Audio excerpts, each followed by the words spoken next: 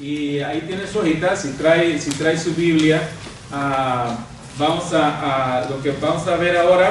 Mire, estamos en nuestro diagrama. En nuestro diagrama, obviamente, ya terminamos el periodo, ya mencionábamos el periodo en este diagrama terminamos el periodo de la iglesia y vamos a entrar a lo que se conoce como el periodo de la tribulación. Apocalipsis, ya me regresé, no, hasta el principio. Apocalipsis capítulo 6, ese es el capítulo que vamos a estar estudiando en esta tarde, hermanos, ¿ok? Apocalipsis capítulo 6, y vamos a ver a partir del versículo 1. Entonces vamos a entrar de lo que se llama el periodo de la tribulación, y tengo un pequeño diagrama, en un momento lo comparto, pero vamos a hablar el día de hoy de los 7 sellos. No estoy seguro que vamos a alcanzar a ver todos los sellos, ¿verdad? Pero la meta es ver los primeros 6, porque al final del capítulo 6 de Apocalipsis hay un intervalo para el sello, para la apertura del sello número 6 y el número 7. Hay un espacio ahí donde aparecen los 144,000, que vamos a hablar la próxima semana. Entonces vamos a tratar de ver los primeros 6 sellos que se describen aquí y ver lo que significan. Ahora, la tribulación a partir del capítulo 6 hasta el capítulo 19, hermanos, se habla de la tribulación, de lo que va a pasar. Y es muy interesante, porque es uno de los pocos eventos en la Biblia donde se dedica tanto tiempo, tanto espacio para hablar de un acontecimiento. Este se conoce, usted puede leer en Mateo capítulo 24 y también en Daniel capítulo 9, donde se menciona la tribulación. Ahora, en la Biblia, mire, en el Antiguo Testamento, la tribulación se describe de esta manera: el día de la ira, ¿okay? El día de la ira del Señor, el tiempo de angustia para Jacob, o el tiempo de angustia de Jacob, hablando de Israel, el día del Señor, el día de la venganza de nuestro Dios. Aproximadamente entre el Antiguo y Nuevo Testamento hay 39 descripciones de la tribulación, ¿ok? Estos son algunos en el Antiguo Testamento. Ahora, en el Nuevo Testamento hay otros más. Mire, por ejemplo, en 1 Tesalonicenses 5:2 se habla del día del Señor. En la Biblia, cuando se habla del día del Señor, uno tiene que poner atención, porque unas veces se refiere al día del Señor, como 3 veces en el Nuevo Testamento se refiere al día del Señor como el día de adoración. La mayoría de las veces se refiere a este tiempo. Y cuando el Antiguo Testamento hablaba del día del Señor, hace referencia a esto. Luego, Apocalipsis 14 habla de la ira de Dios y la ira del Cordero. Ahora, cuando nosotros leemos esas frases, nosotros, vamos a ver en un momento, nosotros los cristianos en el tiempo que nos toca vivir, o como le llaman algunos estudiosos, en nuestra dispensación, no queremos admitir la realidad que Dios ha manifestado su ira, ¿okay? O va a manifestar su ira. Bueno, lo ha hecho en el Antiguo Testamento. No es como Dios nunca ha hecho eso. No, sí lo ha hecho. Pero lo que va a pasar en la gran tribulación, la tribulación, es Cristo en Mateo 24 lo describe como un tiempo que nunca ha pasado. Nunca la humanidad ha experimentado tanto dolor como lo va a experimentar en este tiempo. Y algunos piensan, pues Juan lo que hace es, con la descripción que nos hace aquí, es como suavizar la realidad de algo terrible. Ahora, la humanidad ha sufrido grandes periodos donde ha sufrido mucho. Ha tenido, por ejemplo, el Holocausto con los judíos, o la Segunda Guerra Mundial, y que era la peste, ahora se me escapa el nombre, bubónica, algo así. ¿Cómo? Bubónica. Bubónica, gracias, hermano. Estaba tratando de recordar bien la palabra. Esos son periodos donde millones murieron. Millones murieron. Pero cuando empiezas a leer, cuando uno comienza a leer Apocalipsis 6, se va a dar cuenta que los que mueren es muchísimos más, o van a morir muchísimos más. Ahora, ¿cuál es el propósito de la tribulación? Es una buena pregunta. Cuando leemos esto y hablamos de la ira de Dios, ¿cuál es el propósito de la tribulación?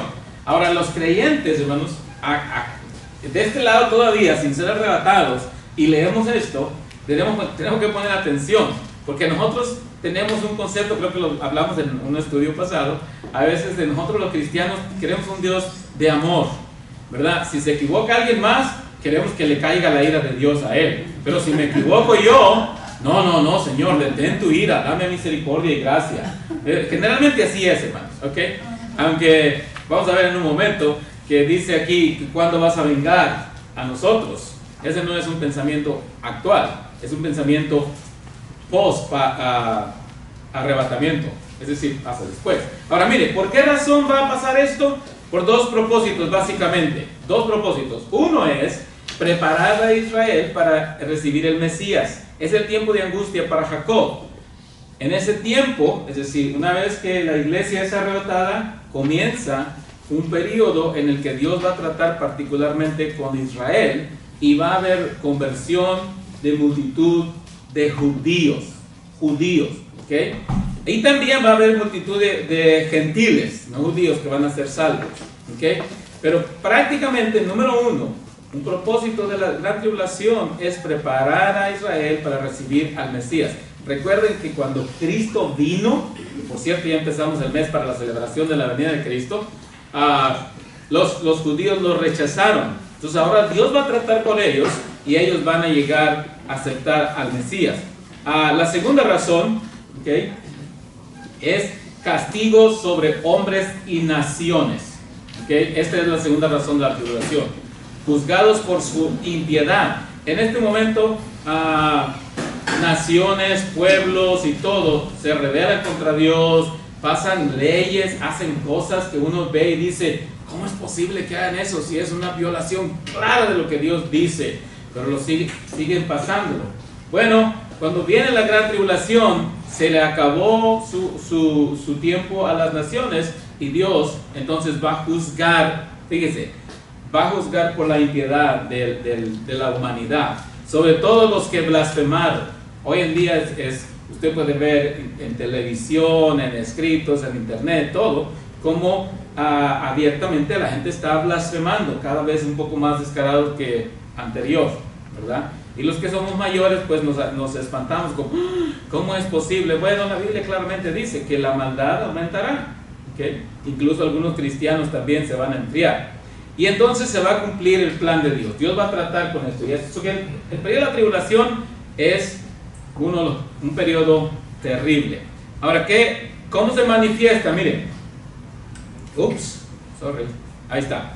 Vamos a hablar de los 7 sellos el día de hoy, pero dije que vamos a tratar de llegar a los 6. Y luego, en el séptimo sello vienen las 7 trompetas, luego vienen las 7 símbolos o figuras que le llaman algunos, o las 7 copas. Entonces, la tribulación se divide en algunos. Yo voy a estar yendo y viniendo diciendo gran tribulación, porque algunos dicen no, todo es gran tribulación, y otros dicen no, es tribulación y gran tribulación, porque a la mitad comienza y se pone más terrible la cosa, ¿ok? Entonces, pero si yo brinco de una palabra a otra, síganme, me refiero a lo mismo, ¿ok? Me refiero a lo mismo. Primero vamos a comenzar Apocalipsis 6, 1 y 2, hablando del primer sello, ¿ok?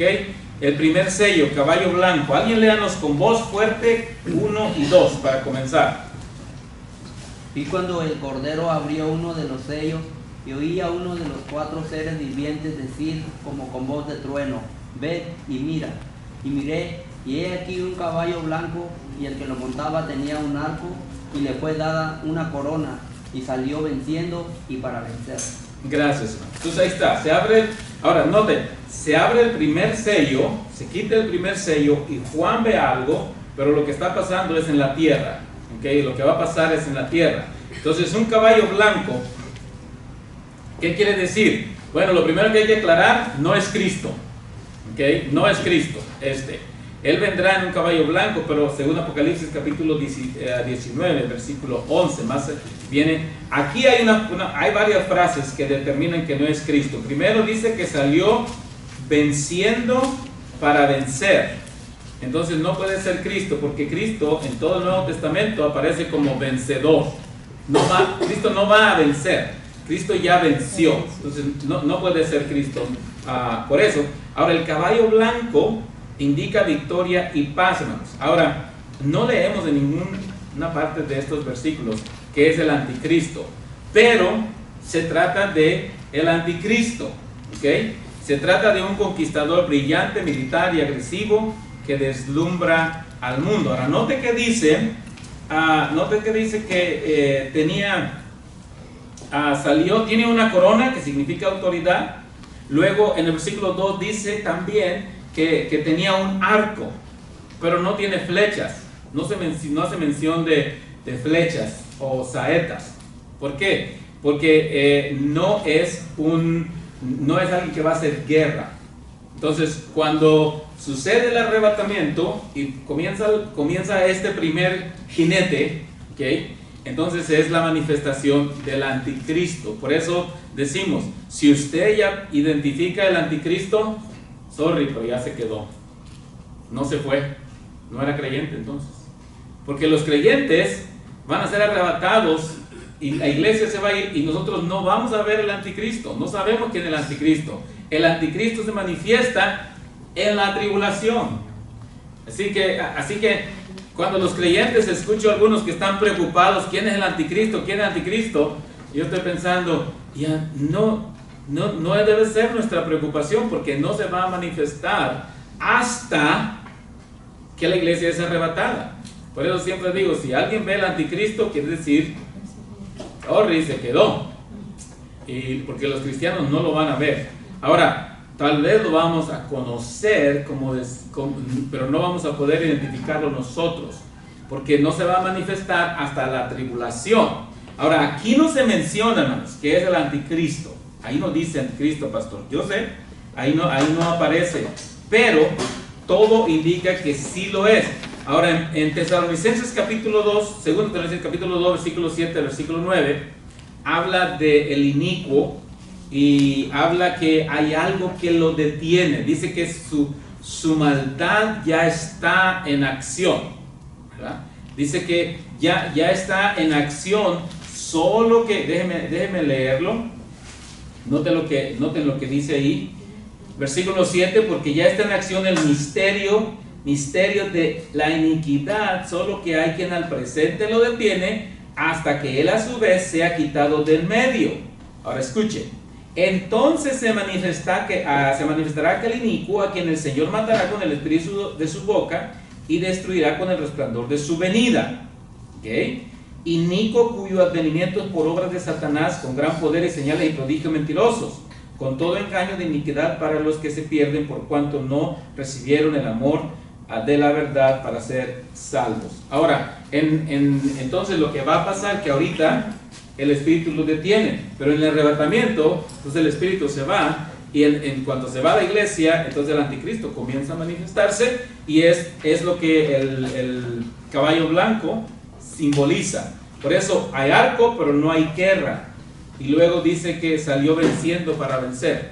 Y el estudio de la escatología dice, entonces, que los que estudian la escatología dicen, hay un momento, sucede el arrebatamiento, se manifiesta el anticristo, hace un acuerdo con Israel y todas las naciones. Tesalonicenses dice, paz y seguridad va a haber, ¿okay? Ahora, este espíritu de unidad entre todas las naciones, entre todos los líderes, cada día que pasa, cada tiempo, está más y más y más en lugar, ¿verdad? Tenemos menos conflicto. Es interesante, hermanos, lo que va a pasar. Pero este es el primero. El segundo, caballo bermejo o rojo, guerra. ¿Qué dice el versículo 3 y 4? Alguien más léalo, con voz fuerte, bien. Cuando abrió el segundo sello, oí al segundo ser viviente que decía, ven y mira. Y salió otro caballo bermejo, y al que lo montaba le fue dado poder de quitar de la tierra la paz, y que se matase unos a otros, y se le dio una gran espada. Ok, ahora acuérdense, el primero hay paz, Israel hace una paz con este líder y todo está bien y hay paz en la tierra, todo el mundo está feliz, los cristianos desaparecieron, pero quién sabe quién se los llevó, un extraterrestre, no sabemos, pero ya no hay cristianos, gracias a Dios ya no están molestando con que te invitan a la iglesia y todas esas cosas, todo el mundo está feliz, porque ya nadie se queja de nada, no están los cristianos, hay paz, este líder les da paz, el anticristo. Pero en algún momento, según la escritura, hay un problema, hay un quiebre. Y entonces empieza guerra. ¿Okay? Y este segundo tiene que ver, el color simboliza sangre y guerra. Note que dice, para quitar de la tierra la paz. ¿Cuál paz? Si nosotros sabemos que en la tierra no hay paz. Oh, pero el anticristo vino y les ofreció paz y todo el mundo está siguiéndolo. Entonces cuando se empieza a revelar su naturaleza, que como dice Tesalonicenses es por obra de Satanás, entonces algunos comienzan a alejarse y entonces comienza un problema, ¿verdad? Comienza un problema. Y al principio de la tribulación hay paz, ¿ok? Mire, y la gran espada tiene que ver con guerra. Note que dice que se le dio una gran espada. Y arma unos líos porque se manifiesta Israel como Israel siempre está, ¿se han dado cuenta? Israel siempre está en guerra. Siempre. No, ahorita mismo. No, todo está en paz. No, ustedes están aquí viendo, no los han visto en las noticias últimamente, pero allá en Israel, ellos están con los vecinos esperando, cubriéndose de ataques y todo, porque ellos siempre están así. Entonces hay un momento de guerra, después descubren que no era este hombre lo que les dijo que era, se rebela. Entonces comienza una guerra y dice el texto, les dio autoridad para quitar la paz y para que se matasen unos a otros. Y comienza y va a morir, como resultado de la guerra se ocurrirán las primeras muertes. ¿Okay? Ahora, alguien que nos lea Primera Tesalonicenses 5, 2 y 3, hermanos. A ver, un valiente que lo tenga por ahí y nos lo lea en voz alta, pues. Porque vosotros sabéis perfectamente que el día del Señor vendrá así como ladrón en la noche. Que cuando digan paz y seguridad, entonces vendrá sobre ellos destrucción repentina, como los dolores a la mujer encinta, y no escaparán. Ok, gracias. Entonces comienza en esta paz temporal, ¿verdad? Se acaba y comienza un periodo de guerra. Ok, el segundo sello. Bien, ahora vamos al tercero para terminar hoy. Número 5, versículo número 5, 5 y 6. Ok, y ahora vamos a hablar de otro caballo, pero ahora negro. ¿Quién lo quiere leer? Dice, cuando abrió el tercer sello, oí al tercer ser viviente que decía, ven y mira, y miré, y he aquí un caballo negro, y el que lo montaba tenía una balanza en la mano, y oí una voz en medio de los 4 seres vivientes que decía, 2 libras de trigo por 1 denario, y 6 libras de cebada por 1 denario, pero no dañes el aceite ni el vino. Ok, gracias. Ahora miren, entonces hay paz, hay guerra y muere mucha gente. Luego viene la segunda. ¿Qué es lo que sucede? Porque el versículo dice, dio autoridad para que se matasen unos a otros. La pregunta es, yo sé que ustedes no han estado en una guerra, ok, yo sé, nosotros no hemos vivido una posguerra, pero normalmente en una posguerra lo que viene es hambre. Yo sé, nosotros hemos vivido en México y Estados Unidos, entonces aquí no ha habido guerra. Pero cuando hay una guerra, ¿okay? Los países que han enfrentado guerra, después que termina la guerra, lo que hay en esos países, en esos lugares, es hambre, porque se han destruido, han hecho muchas cosas. Entonces ahora viene un periodo de hambre, ¿ok? Negro indica muerte y es resultado del hambre, consecuencias de las guerras. Ahora note, dice que trae en su mano ¿qué dice? La balanza. Una balanza, ¿ok? Que es símbolo de escasez. Y el punto, ahora note cómo llegó. Yo sé que nosotros nos hemos, sobre todo, bueno, ahorita están quejando algunos por el precio de la gasolina y toda esa onda, ¿no? Pero siguen comprando camionetotas, entonces pues ni modo, aguántese. Pero mire lo que pasa, hermanos. No es nada pagar $3 por un galón de gasolina. ¿Qué dice ahí? ¿Cuánto van a pagar? Versículo 6. 2 libras de trigo por un denario. Un kilo de trigo por un denario. Un denario, ¿okay? La escasez era tan terrible. Este era el denario. El denario era el salario diario de un obrero. Entonces imagina un día de trabajo para comprar un kilo de tortillas o un combo de McDonald's, ¿no? Sería absurdo, pero hay países que así están ahorita ya, ¿verdad? Los $5 o $7 es todo lo que ganan en el día. Bueno, el hambre va a estar tan complicado que un denario es lo que va a necesitar para comer una comida. Entonces eso es terrible, ¿okay? Pero ese es el tercer caballo que va a traer hambre. Ahora, déjame aclarar algo antes de continuar, hermanos. Este no es, hay que aclarar, cuando hablamos de la gran tribulación, y algunos pueden estar pensando, o pudieran llegar a pensar, pues sí, hermano, eso va a pasar seguramente en el Medio Oriente, pero ya ve que acá en Estados Unidos los americanos son muy inteligentes y eso no va a pasar. No, la gran tribulación, Cristo fue muy claro y dijo, es algo que va a suceder en el mundo entero. Dice, ¿cómo va a pasar eso? Porque el anticristo los engañó, los va a engañar, porque en el futuro vamos a dejarlo, los va a engañar y va a hacer un gobierno común. Y yo sé que están pensando, entonces estas teorías de conspiración tienen sentido, ¿verdad? Todo lo que está diciendo la gente ahora. En esa dirección va el mundo. El anticristo va a crear un gobierno único en el mundo. Entonces, toda esta hambre y guerra va a afectar al mundo. No importa que usted viva en donde viva, ¿okay? En cualquier parte del mundo, porque es la tribulación. Y por eso el hambre va a ser general. Pero hay algo interesante ahí, ¿verdad? En el versículo 6 dice, pero no dañes el aceite ni el vino. Y uno le llama la atención. Hay varias cosas en este sentido. Mire, algunos dicen que va a pasar como en los países, estos países donde hay hambre, en comunistas, donde los pobres están sufriendo y comiendo un plato de arroz al día, pero los ricos están comiendo muy bien.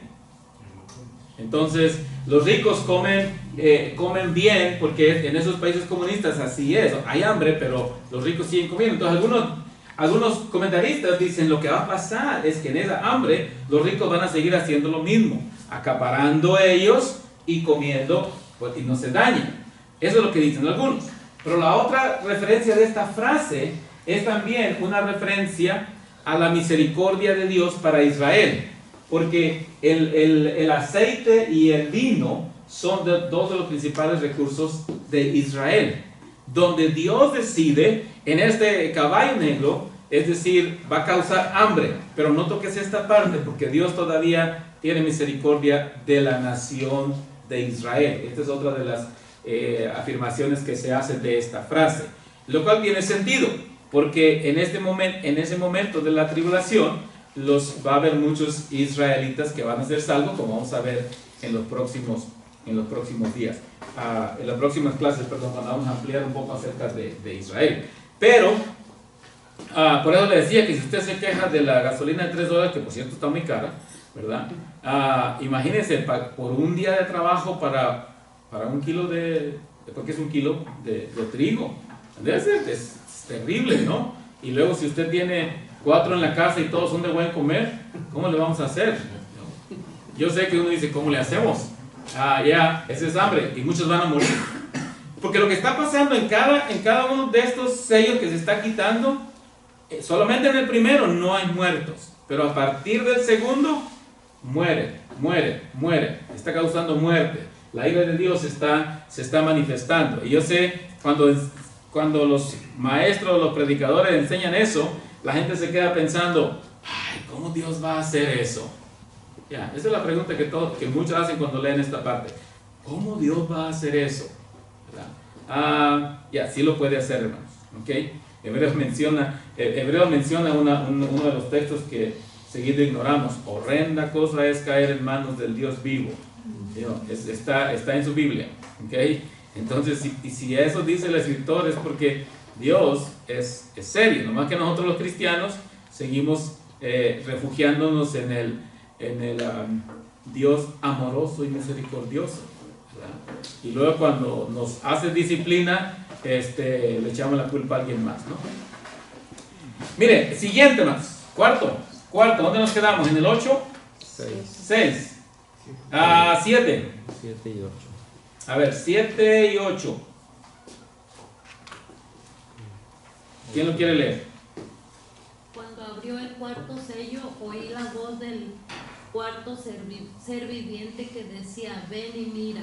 Miré, y he aquí un caballo amarillo, y el que lo montaba tenía por nombre Muerte, y el Hades le seguía, y le fue dada potestad sobre la cuarta parte de la tierra para matar con espada, con hambre, con mortandad y con las fieras de la tierra. Oh, wow. Este caballo es el único que lleva nombre, muerte. ¿Ok? Muerte. Ahora, hay algo interesante aquí, hermanos. Está muriendo la gente. Pero nota lo que dice. Dice que el Hades, algunas traducciones van a decir, el infierno le seguía. Entonces, lo que está pasando es que los que están muriendo, nadie está yendo al cielo, todos están yendo al infierno. Porque es la ira de Dios sobre la humanidad rebelde. ¿Ok? Ahora, va a haber unos que van a ir al cielo, en un momento llegamos ahí. Pero el Hades es el lugar de los muertos y le sigue para recibir las víctimas, personas no salvas, ¿verdad? Nuestra versión dice Hades. Hay otra versión que dice infierno, que tiene sentido, es válido. Los dos son dos palabras que se usan para referirse al infierno. Entonces se asume que la conclusión de las personas que están muriendo, por lo que estén muriendo, es precisamente porque son personas no salvas. Ahora, note ahora, porque ya dijimos la guerra, el hambre, pero ahora dice con espada, con hambre, con mortandad. Y la palabra mortandad, la palabra griega mortandad, también se usa para traducirse como epidemias. ¿Ok? Entonces, con espada, con hambre, con enfermedad, puede traducirse también con epidemias, y con las fieras de la tierra. Impresionante, porque va a morir la cuarta parte del mundo. ¿Ok? Por eso medios. Dos cosas. ¿Cuánto es la población ahora del mundo? ¿Alguien recuerda? 7.000 millones. 7.000 millones. Algunos dicen que 7.000 millones y por ahí anda. Pero ¿cuánto es la cuarta parte de 7? La cuarta parte. Ajá. 1.700.000. 1 millón y algo. Amén. 1 billón. 1 billón. 1 billón. Ya. 1.700 millones. Ya, 1.700 millones. Entonces es la cuarta parte. Ahora, esa es la población de hoy. Si eso pasara hoy, eso es lo que iban a morir. Pero nosotros estamos trabajando en la reproducción, que para entonces quién sabe cuántos millones, cuánto será, ¿no? Menos la iglesia. Menos la iglesia. Pero no va a afectar mucho la iglesia. Usted dice, ¿cómo? En la población total no va a afectar mucho la iglesia. Porque de 330 millones que hay en Estados Unidos, no recuerdo el porcentaje ahora mismo de cuántos son cristianos o que se declaran cristianos, pero por ejemplo los bautistas dicen que somos Los bautistas que pertenecemos a la Convención del Sur, bien que somos como 17,000 a 15,000 a 17 millones, ¿okay? En Estados Unidos, en todo Estados Unidos, ¿verdad? Entonces, algunos hablan de un 10% de cristianos que van a ser arrebatados de Estados Unidos. So que de los 300, supongamos de los 330 millones de Estados Unidos, 300 se van a quedar. Y así como vamos, a lo mejor más. Pero, entonces sí va a afectar, no va a afectar mucho la numeración de la salida, porque ya conocemos la historia. ¿Por qué pasa eso? No, porque estrecho y es un camino y el otro es angosto, etcétera, etcétera. ¿Ok? Entonces, ahora, algo interesante aquí, mire que dice, se agrega algo más en el versículo 8, y con las fieras de la tierra. En el Salmo número 8, dice la Biblia que el hombre fue creado un poco menor que los ángeles y lo hiciste señorear sobre la tierra. Y el salmista dice, todo lo pusiste bajo sus pies. Y ahí se incluyen, dice, bestias, los animales. Entonces los animales están bajo nuestro control en este momento, ¿verdad? De vez en cuando se nos salen de control, pero en ese momento no. Dice el versículo, con las fieras de la tierra. ¿Cómo va a pasar? No sabemos, pero las fieras, sí, los animales de la tierra, hermanos, todos estos animales que en realidad los animales, por ejemplo, piensen osos, leones, entonces, ellos no andan buscando cómo matar seres humanos. La razón que nos atacan es en un mecanismo de defensa que ellos tienen, porque ellos piensan que nosotros vamos a hacer daño. Pero no es como si usted va al campo y cuando llega al campo los osos andan buscando a ver si encuentran un humano para comérselo. No. Generalmente son los humanos que andan de metiches donde no deben y entonces como consecuencia enfrentan las fieras y algunos mueren, ¿verdad? Pero no es, usted va a su casa de los osos, pues claro que van a ponerse bravos con usted, ¿no? Si usted es cazador o hace esas cosas, ¿no? Después de tanto sufrimiento la gente buscará a Dios, pero uno piensa eso, okay. Ya descubrieron que el anticristo era un engañador, ya hubo guerra y murió mucha gente, hubo hambre, ahora hay pestes, hay todo eso, y uno puede pensar, pues entonces la gente va a empezar a buscar a Dios, se van a acordar de los cristianos que les hablaron de la Biblia, o van a encontrar una Biblia por algún lado. Bueno, según lo que describen los siguientes versículos, no va a ser así. Okay, no va a ser así. Y esto nos lleva entonces, bueno, vamos a parar aquí, déjenme ver el tiempo, vamos a parar aquí, pues si alguien tiene un comentario o una pregunta, hermanos, antes de seguir, porque se le olvida, a lo mejor usted tiene una pregunta y ya se le olvidó, o un comentario, de los primeros 4 sellos, preguntas, comentarios. Yo pienso que, hermano, aquí donde dice que del caballo blanco en el versículo 2, ¿sí? Pues mucha gente sí piensa que es el Señor Jesús. ¿Verdad? Porque aparecer el caballo blanco otra vez acá en el 19, pero ahí sí especifica el que lo está montando, ¿verdad? El nombre. Correcto. Y todo eso. Aquí nomás dice un caballo blanco. Ya. Ahora, la otra cosa con el caballo blanco, hermanos, es que Satanás siempre está imitando la obra de Dios, o quiere imitar la obra de Dios. Y entonces, esa es la otra razón que aparece en ese punto, hermanos. Ok, ahora vamos al quinto sello. Almas bajo el altar, donde estamos en el versículo 9, y ese nos vamos a ir hasta el versículo 11. ¿Quién lo quiere leer? A ver. Dice, cuando abrió el quinto sello, vi bajo el altar las almas de los que habían sido muertos por causa de la palabra de Dios y por el testimonio que tenían. Y clamaban a gran voz diciendo, ¿hasta cuándo, Señor santo y verdadero, no juzgas y vengas nuestra sangre en los que moran en la tierra?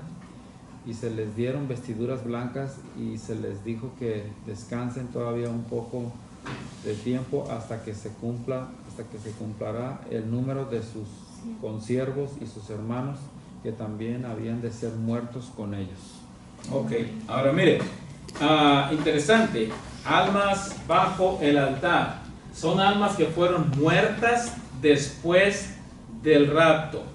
Okay, creo que en un estudio anterior alguien mencionaba si iba a haber salvos durante la tribulación. Bueno, aquí está la respuesta. Okay, son almas que fueron muertas después del rapto. Okay, el anticristo, vamos a hablar más adelante un poco de eso, pero el anticristo, ahí en ese periodo, que no hemos hablado ahora mucho, es donde está lo que llamamos la famosa marca, y quienes resistieron y quienes se rebelaron. Entonces, aquí se describe un grupo de personas, ¿okay?, ¿verdad?, que dice que estaban almas de los que habían sido muertos, ¿okay?, y clamaron por venganza. Entonces, eso tuvo que ser después del arrebatamiento, porque antes del arrebatamiento nosotros no clamamos, hoy no clamamos por venganza. Así es que si usted lo ha hecho, arrepiéntase, porque ese no es el Espíritu de Cristo. O sea, no es como, ay, pues si este me estafó, que lo parta un rayo. No, ese es un pensamiento absurdo, no cristiano, es un pensamiento humano, ¿verdad? No le deseo nada al que me estafó, nada más que quiebre su negocio. No, los cristianos no podemos clamar por venganza, ¿verdad? Porque Cristo nos enseñó en los evangelios que oremos por nuestros enemigos o por quienes nos persiguen. Pero nosotros algunas veces hacemos oraciones del Antiguo Testamento y del tiempo de la tribulación. ¿Cuáles son esos, hermano? Pidiendo la destrucción de alguien. No, nosotros no, los cristianos no hacen eso. Así pues les digo, si usted ha clamado por venganza contra alguien en algún momento, arrepiéntase. Okay. Aunque haya hecho mal, no importa quién sea, no es de los cristianos.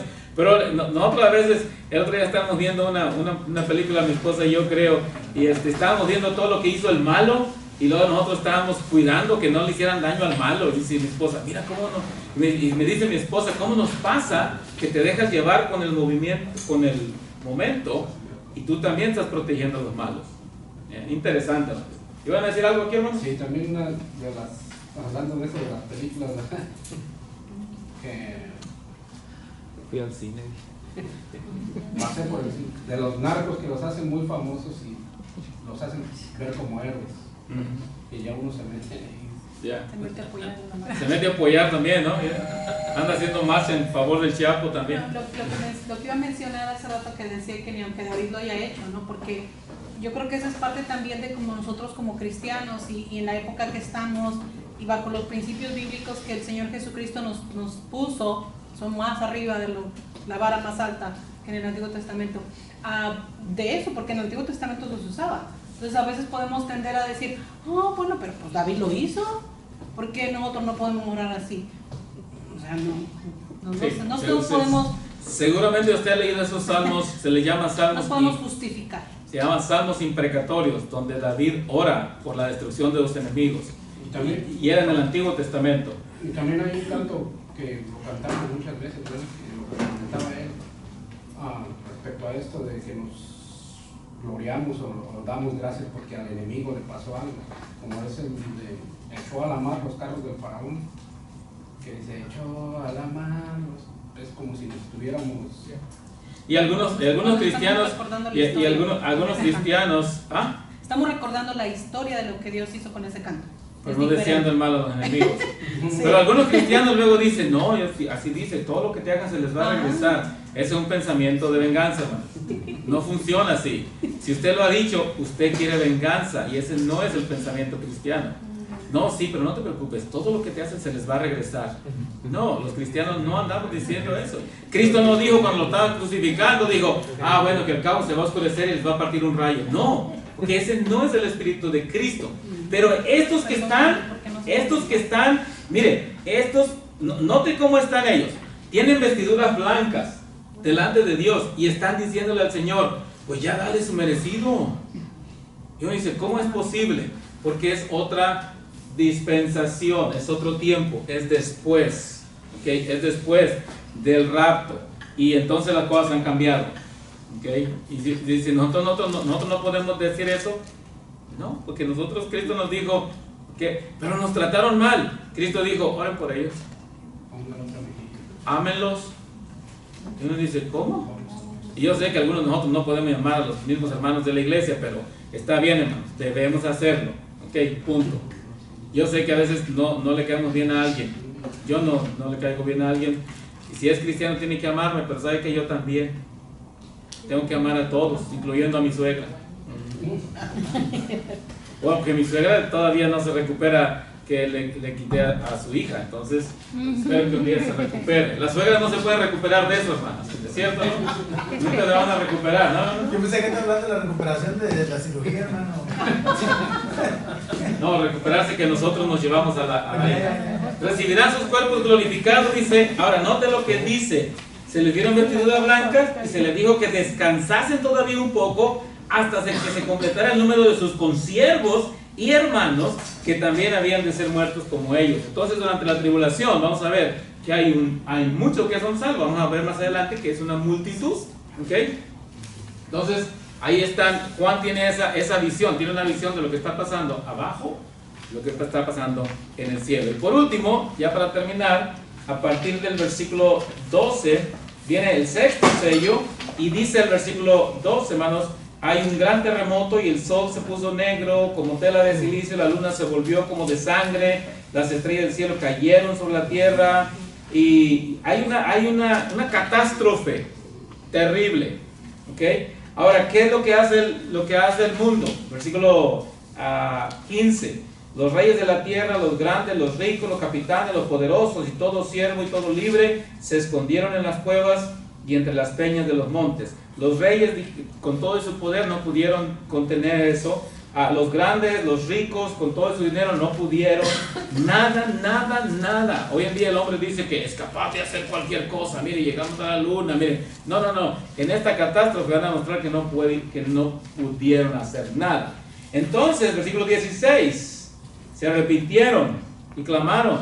No, decían a los montes y a las peñas: cae sobre nosotros y escóndenos del rostro de aquel que está sentado sobre el trono y del cordero, de la ira del cordero. Dice, la ira del cordero. Interesante.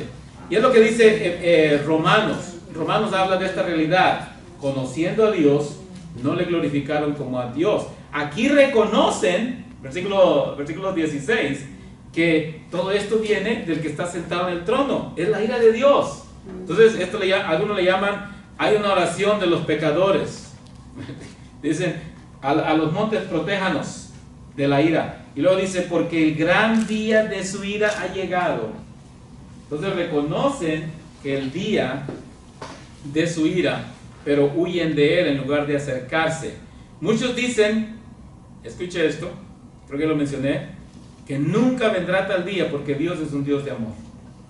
De hecho, algunos que niegan la existencia del infierno dicen exactamente eso. No creemos que haya infierno porque como un Dios tan lleno y grande de amor va a mandar a alguien al infierno. Pero es que Dios no manda a nadie al infierno. La persona por decisión propia va en esa dirección. ¿Ok? Ahora, y luego había una pregunta al final: ¿y quién podrá sostenerse en pie? Es decir, ante la manifestación de la ira de Dios, nadie puede mantenerse en pie. Nadie puede huir de Dios. Eso es una realidad, hermanos. Nadie va a poder huir de Dios. Hay algunos creyentes que luego se alejan del Señor, del compañerismo en la iglesia, y andan tratando de huir de Dios. Y usted se va a encontrar un día de estos, algunos de esos cristianos que están tratando de huir de Dios y se consuelan. Por ejemplo, hay algunos creyentes que no están sirviendo en ningún lado, en nada, y se consuelan con un video que ven en YouTube de la iglesia, de un predicador de allá de no sé dónde, e incluso del hermano Juan también, del pastor Juan. Y se consuelan con eso, pero en realidad están huyendo de Dios. Hay creyentes que así han hecho eso, incluso creyentes que han servido fielmente al Señor. Y esto es lo último que quiero dejarles. Miren, oremos por los que intentan hacerlo hoy en día. ¿Qué?